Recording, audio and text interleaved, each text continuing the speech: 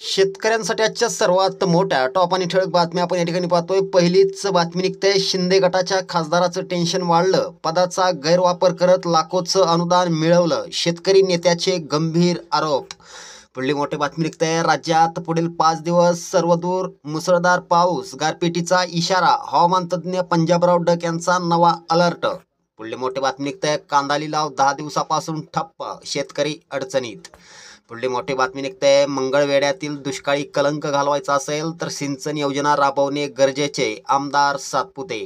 पुढली मोठी बातमी निघते. तुरीचे दर 11,500 पार. शेतकऱ्यांना दिलासा.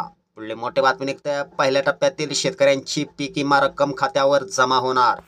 पुढली मोठी बातमी निघते. भारत 2025च्या अखेरीस युरिया उत्पादनात स्वयंपूर्ण होईल. आयात ही करणार बंद. पुढली मोठी बातमी निघते. शिर्डीच्या खासदारांनी लाटले 16 कोटींचं अनुदान. ईडी मार्फत चौकशी करून वसुलीची मागणी. पुढली मोठी बातमी निघते. KYC नसल्याने दुष्काळ निधीपासून अनेक शेतकरी वंचित. शेतकऱ्यांसाठी या होत्या सर्वात मोठ्या टॉप आणि ठळक बातम्या. धन्यवाद.